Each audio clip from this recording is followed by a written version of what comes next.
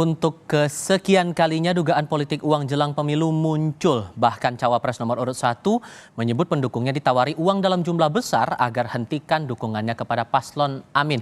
Kami diskusikan bersama dengan para narasumber, seluruhnya bergabung via sambungan dalam jaringan. Sudah bergabung saat ini pengamat politik dari Universitas Diponegoro Triyono Lukmantoro, kemudian juru bicara Timnas Amin Saiful Huda, dan Wakil Ketua TKN Prabowo Gibran Habibur Rahman. Sekaligus kami juga mengajak bergabung juru bicara TPN Ganjar Mahfud Ahmad Baidowi. Selamat sore semuanya, apa kabar? Selamat sore, Assalamualaikum. Waalaikumsalam warahmatullahi wabarakatuh. Terima kasih seluruh yang sudah bergabung bersama kami. Oke, kita sudah bergabung semuanya, dan saya mau kasih kesempatan ke Timnas Amin dulu. Pak Saiful, dibilang Gus Imin beberapa orang kami diberikan uang besar, kemudian tidak usah membantu mereka tapi cukup berhenti bantu Amin. Siapa pemberi dan penerimanya itu? Ya, apa yang disampaikan oleh Gus Imin memang fakta yang terjadi di lapangan. Kan sempat ada viral juga sebenarnya pengakuan dari seorang kiai di Jawa Tengah, dan sempat diunggah di salah satu YouTube, dan kita bisa lihat itu. Tapi suasana ini memang sudah lama kita rasakan dan semakin terasa di akhir-akhir ini. Jadi apa yang diungkapkan oleh Gus Imin, memang beliau dapat laporan dari beberapa kiai yang didatangi dan beliau menyampaikan ada titipan yang sifatnya meminta supaya kiai-kiai yang bersangkutan untuk tidak membantu memenangkan pasangan Amin. Titipan dari siapa itu? Jumlahnya berapa besar juga tuh, Pak Saiful? Nah, tentu terkait dengan ini ya kita nanti kembalikan lagi. Kita sedang memitigasi dan meminta kepada beliau-beliau untuk mempertimbangkan untuk ini dilaporkan terkait dengan praktek money politik ini. Ini yang pertama, Mas ya. Yang kedua, kami memang sudah agak lama mengendus modus di mana para kiai didatangi dan kira-kira diminta untuk paling tidak perlu untuk secara terbuka mendukung pasangan Amin, jadi cukup tidak memberikan dukungan dan tidak secara publik menyampaikan dukungan kepada Amin. Nah, yang ketiga, suasana ini kami rasakan memang apapun ya, kalau kita ngomongin Jawa Timur kan ada lapis politik yang secara kultural dan ideologis memang kuat di sana, yaitu para kiai, pondok pesantren, jaringan alumni pondok pesantren, dan seterusnya itu. Ini baru satu kali terjadi atau sudah beberapa kali? Ya, kita ada data belum bisa kami ungkap pada kesempatan yang baik ini, sedang kami carikan solusi yang terbaiknya. Prinsipnya sekali lagi praktek ini harus disudahi. Model menggunakan politik uang betul-betul menodai dan mencederai demokrasi kita, termasuk pilpres yang sedang kita hadapi ini. Bang Habib, Anda juga bilang harus dijelaskan siapa pemberi dan penerimanya, termasuk saya mengutip pernyataan Pak Nusron Wahid. Jadi nggak usah berhalusinasi. Dari penjelasan dari Pak Saiful ini sudah cukup membuktikan bahwa ada money politik di sini? Ya tentu kan yang kita nantikan, sebagaimana juga disampaikan oleh Prof. Mahfud ya, dibuka saja siapa yang menjanjikan uangnya berapa, kemudian apa yang dijanjikan siapa, ya kan, permintaannya apa. Karena kan pengaturan di undang-undang kita jelas, pasal 523 dan seterusnya, Undang-Undang nomor 7 tahun 2017 tentang pemilu, disebutkan barang siapa menjanjikan atau memberikan sesuatu kepada orang untuk memilih atau tidak memilih, ya. Memberikan uang untuk milih kena pidana, memberikan orang untuk tidak memilih juga kena pidana. Ini kan bukan hanya pelanggaran administrasi menurut saya. Ini salah satu pidana paling serius dalam rezim undang-undang pemilu. Karena itu kan diperlukan political will dari kita semua untuk mengakhiri ini, ya, untuk menindak semua orang yang melakukannya. Jadi kalau kami senang ya kalau ada yang menyampaikan testimoni seperti Gus Muhaimin, kami menghormatinya. Kalau lebih baik lagi jika ditindaklanjuti misalnya ya dengan membuat laporan resmi ke Badan Pengawas Pemilu. Ya, nanti kan mereka punya perangkatnya ya yang untuk menindaklanjuti laporan-laporan tersebut. Tapi kalau posisinya sampai sekarang belum dijelaskan siapa pemberi dan penerimanya, Anda setuju nggak dengan pernyataan Pak Nusron bahwa ini masih halusinasi saja? Ya arah apa namanya apa saran kami ya, kami nggak bisa tidak memaksa ya. Silahkan saja kan nanti publik yang menilai. Ya, saran kami ya dilaporkan saja ke Badan Pengawas Pemilu. Oke. Kalau Mas Awi melihat ini sebatas gimmick atau ya praktik ini juga sering terjadi juga atau gimana sebetulnya? Pertama, orang sekali bercawapres Caimin tentu tidak sembarangan memberikan informasi. Namun demikian, informasi itu perlu diuji kesahihannya. Dengan apa caranya? Dengan instrumen hukum pemilu yang sudah ada. Kalau terkait dengan dugaan pidana pemilu, itu kan ada Bawaslu. Kalau terkait dugaannya intimidasi, itu kan ada aparat penegak hukum. Nah, selama itu tidak bisa dibuktikan secara konkret, itu kan hanya menjadi isu. Maka kemudian yang sering terjadi di lapangan itu biasanya kalau money politik kan orang diiming-imingi untuk memilih seseorang. Nah, jarang terjadi orang yang diiming-imingi untuk tidak memilih seseorang, meskipun itu mungkin gitu. Tetapi pada prakteknya kan yang sering kali disebut dengan money politik itu adalah pemberian sesuatu untuk memilih seseorang. Nah, kalau yang disampaikan Gus Muhaimin itu ataupun Caimin itu adalah dalam konteks mengiming-imingi orang untuk tidak mendukung. Nah, apapun itu yang namanya kaitannya dengan money politik, politik uang itu sesuatu yang tidak bagus. Namun sekali lagi kami berharap agar isu ini clear, menjelang pemilu tidak terjadi hoax, tidak terjadi isu yang liar, ya sebaiknya dibawa ke instrumen hukum yang sudah tersedia, baik melalui Bawaslu ataupun misalkan kalau bernada intimidasi bisa ke APH, aparat penegak hukum terkait intimidasinya gitu. Oke, supaya tidak jadi fitnah itu tadi saya kutip dari pemberitaan sejumlah portal media yang Anda sampaikan juga beberapa waktu lalu begitu ya? Ya betul, karena kan kita sudah pengalaman 2 kali pemilu sebelumnya dengan kecanggihan teknologi, maraknya media sosial, kita disuguhkan dengan isu-isu yang hoaks, fitnah, isu-isu liar yang bisa memperkeruh suasana. Kami harapkan di pemilu 2024 ini tidak terulang lagi. Oke, Pak Triyono, dengan ada pengakuan semacam ini hal yang barukah atau sesungguhnya ini praktek yang awam muncul, terutama dalam hal ini tema besarnya money politik begitu? Kalau money politik saya kira ini adalah tema yang sudah lama dan kayaknya memang sudah cukup kuat terjadi di mana-mana. Hanya saja ini kan beda. Kalau money politik pengertiannya adalah menerima uang untuk mendukung bisa siapa saja, apakah calon presiden, apakah calon legislatif. Kalau ini supaya tidak mendukung, jadi ada sesuatu yang mau diprevensi, mau dicegah seperti itu. Jadi kalau dulu menganjurkan politik uang itu adalah untuk mempersuasi, kalau ini adalah untuk mencegah supaya tidak mendukung atau mendukung seseorang. Nah ini dalam kaitannya adalah tidak mendukung. Tapi sekali lagi ini sumbernya kan bukan main-main. Satu cawapres, dua juga ketua partai politik dari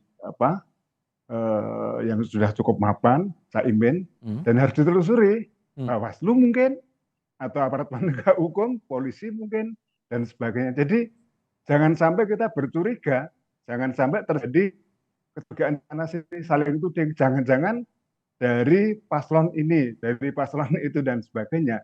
Nanti itu akan satu menimbulkan ketidaknyamanan dan lama-lama banyak isu yang berkaitan dengan pemilu 2024 ini yang tidak sehat gitu, Mas. Jadi saya kira secepat mungkin, mungkin harus ditelusuri, harus betul-betul diverifikasi pengertiannya, dibuktikan kebenaran atau kesalahannya. Berarti untuk posisinya sekarang belum dijelaskan siapa pemberi dan penerimanya di hadapan publik. Ini ini menurut Anda gimmick saja atau ada faktor lain sesungguhnya yang masih ditunggu begitu oleh Timnas Amin untuk pembuktiannya begitu? Pak Triyono?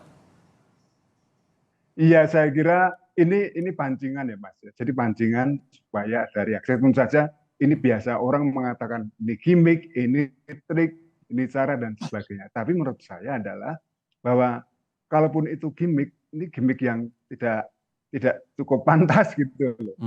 Maksud saya adalah kalau ini gimmick ya jangan seperti itu, jangan main dengan isu-isu politik uang dan sebagainya. Tapi sekali lagi entah ini gimmick, entah itu trik, entah ini adalah cara untuk mencari perhatian dan sebagainya, apakah belas kasihan dan sebagainya, atau cara untuk juga mendulang suara. Yang pertama-tama kita harus lakukan sekali lagi, Mas, menyelidiki, memverifikasi baik oleh Bawaslu maupun aparat penegak hukum, polisi dan sebagainya. Seperti itu, Mas. Kalau kemudian dinyatakan bahwa akan berencana melaporkan, berarti kapan waktu melaporkannya ini dari Timnas Amin kepada otoritas terkait dan apa bukti yang bakal dibawa Pak Saiful? Tapi jawabnya nanti ya, kita akan jeda sebentar. Untuk Anda saudara, tetap bersama kami di Kompas TV.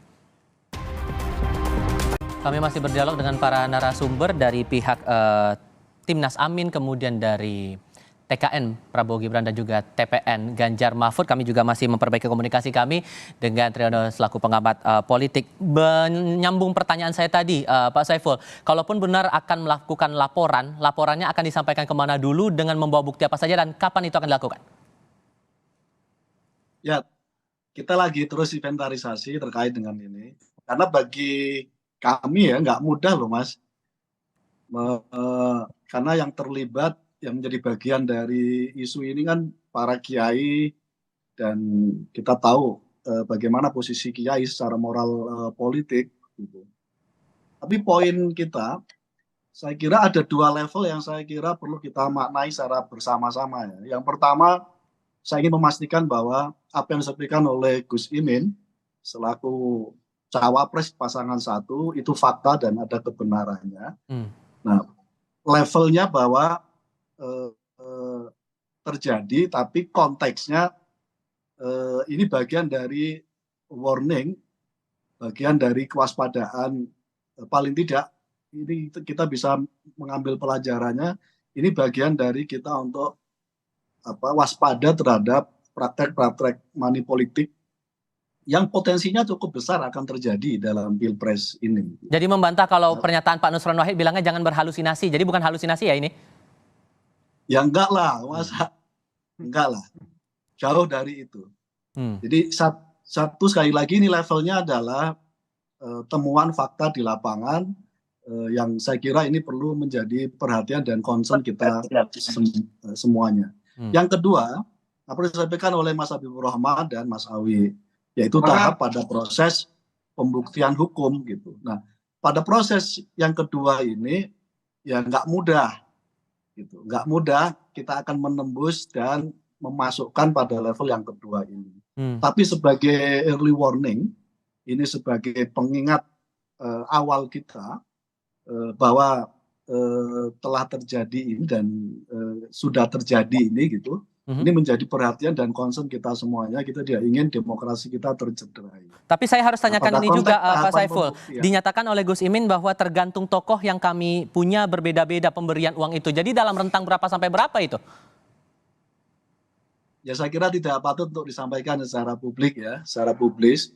Prinsipnya kami menengarai terjadi praktek yang berpotensi money politik dengan model yang tadi itu. Jadi di mana para figur, para tokoh ini didatangi dan diminta untuk tidak membantu pasangan Amin. Dari penjelasan Pak Saiful tadi masih belum diterangkan nih Bang Habib nominalnya berapa besar sampai berapa besar begitu buat TKN ini masih abu-abu tudingan ini ya atau dugaan-dugaan ini? Ya kami tergantung kepada kubu Pak Paslon 1 ya. Kalau ingin mengungkap tuntas ya kami sangat mendukung. Ya. Kami juga akan menyerukan kepada Bawaslu untuk bisa proaktif apabila ada pelaporan. Ya. Karena kan Bawaslu tidak bisa juga bergerak sendiri tanpa adanya laporan. Karena kan terkait dengan pihak-pihak mana yang akan diminta keterangan kan Bawaslu harus tahu dulu gitu loh. Setidaknya kan kalau misalnya di kepolisian itu kan ada laporan langsung, ada semacam DUMAS, pengaduan masyarakat ya. Setidaknya laporan dalam bentuk DUMAS mestinya kan disampaikan secara umum ya kan orangnya di sini, sehingga Bawaslu tuh ada petanya. Mereka bisa bergerak ya, memanggil pihak-pihak yang mungkin mengetahui. Nah ini kan mumpung belum ini Mas, belum ke jelang pencoblosan. Kan pasti akan ini akan lebih rumit lagi kalau pencoblosan ya kan dilaksanakan, pemilunya sudah terjadi dengan berdasarkan praktek politik uang, baru kita mau usut. Nah itu pasti akan lebih complicated. Saya sepakat dengan Mas Huda ya, ini kan early warning. Memang early warning itu biar lebih mantap istilahnya, biar lebih makjleb ya, disampaikan saja ke Bawaslu baik dalam laporan resmi maupun dalam konteks DUMAS, pengaduan masyarakat. Ini saran dari kami.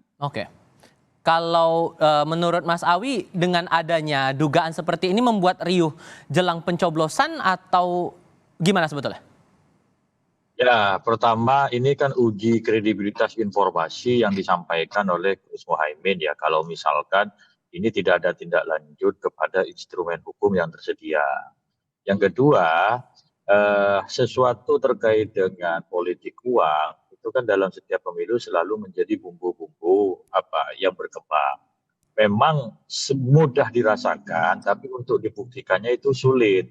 Seperti halnya ada orang buang angin, itu kan wujudnya nggak nampak, tapi baunya terasa. Nah, kira-kira seperti itu. Nah, lain halnya ketika nanti misalkan ini dimajukan ke instrumen hukum yang tersedia, baik itu Bawaslu ataupun aparat penegak hukum, maka itu akan jadi clear dari pihak yang mana yang mengintimidasi siapa, berapa, dan di mana. Sehingga menjadi pelajaran bagi kita semua agar tidak bermain-main dengan yang namanya money politik. Dengan adanya dugaan semacam ini Pak Triyono, kalaupun benar kemudian itu terbukti, berarti ada yang salah dong dengan perjalanan jelang pencoblosan ini. Selama masa kontestasi ini, apa yang keliru, apa yang salah menurut Anda?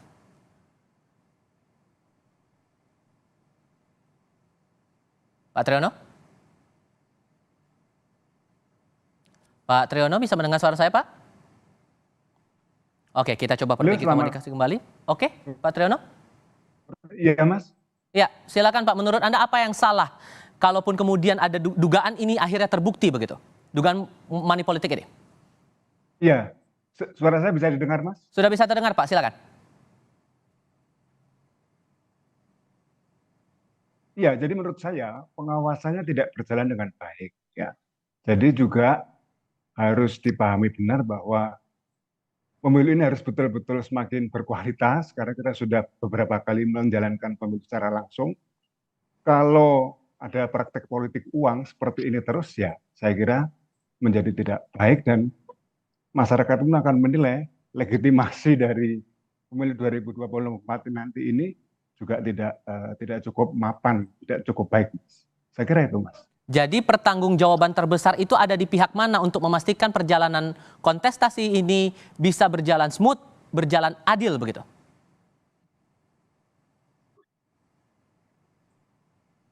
Saya kira semua, Mas ya, semua kontestan pemilu ini, partai politik, paslon presiden, calon wakil presiden, penyelenggara pemilu, KPU dan pengawas, serta berbagai lembaga swadaya masyarakat, media juga bisa mengawasi bersama-sama. Kalau tidak nanti yang terjadi adalah ada hal yang disembunyikan, ada hal yang vested interest seperti itu yang kemudian menjadikan pemilu kita susah untuk diterima dari sisi keabsahan dan sisi legalitasnya. Ini yang menurut saya harus betul-betul dicermati sejak awal. Karena kalau tidak nanti lama-lama orang akan terbiasa untuk menjalankan politik uang.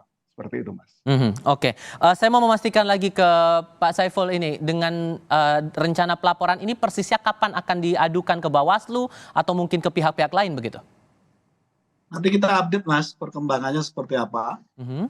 Karena sekali lagi tidak mudah ya untuk melakukan pembuktian secara hukum. Karena itu fase berikutnya. Early warning yang disampaikan oleh Gus Imin sebagai level awal untuk kita semuanya sama-sama menjaga lah demokrasi kita ini biar sehat, pilpres berjalan dengan bebas, rahasia, tidak perlu menghalang-halangi ketika ada pesantren kiai yang ingin mendukung Amin dan lalu dilakukan intimidasi dengan cara diiming-imingi dengan uang dan seterusnya itu. Jadi dua level ini saya kira perlu kita jaga terlebih-lebih pada konteks secara etik, secara moral kita sama-sama perlu menjaga demokrasi kita dengan cara money politik ini kita hindari. Saat yang sama kita biarkan partisipasi publik berjalan dengan apa adanya. Tidak perlu diskemakan dengan pemberian uang kepada pihak-pihak termasuk kepada figur-figur tertentu. Oke, ini kan sudah jadi semacam early warning begitu Bang Habib dengan adanya dugaan money politics ini. Maka asas pembuktiannya akan menjadi penting. Apa yang perlu diperhatikan di sini menurut Anda, Bang Habib?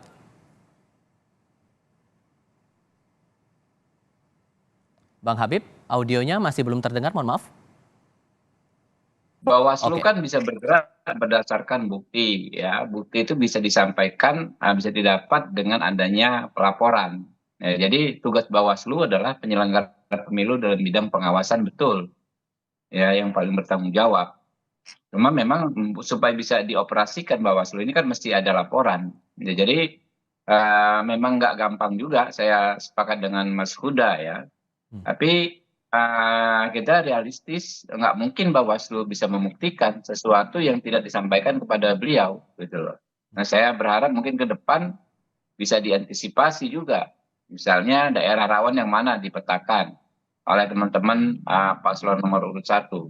Lalu disiapkan misalnya semacam strategi pembuktiannya, kan mestinya misalnya kiainya biasanya kalau ketemu tamu sendiri mestinya ditemani 2-3 orang, ya. Itu kan ada 2 aspek.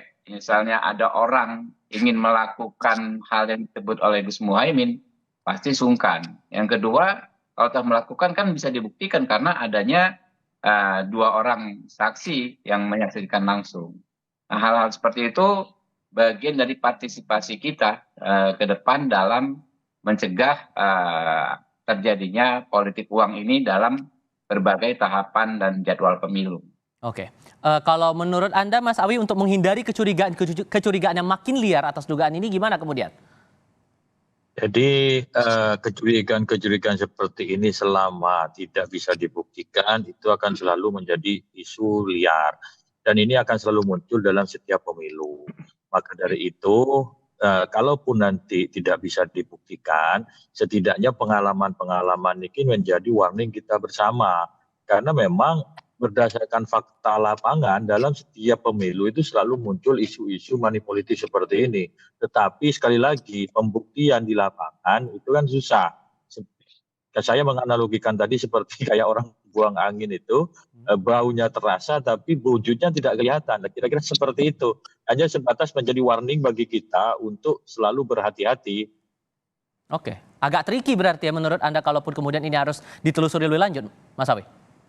Ya pembuktiannya, makanya dari awal kita akan tekankan supaya tidak menjadi fitnah itu agar ada pembuktian dilaporkan kepada pihak yang berwenang.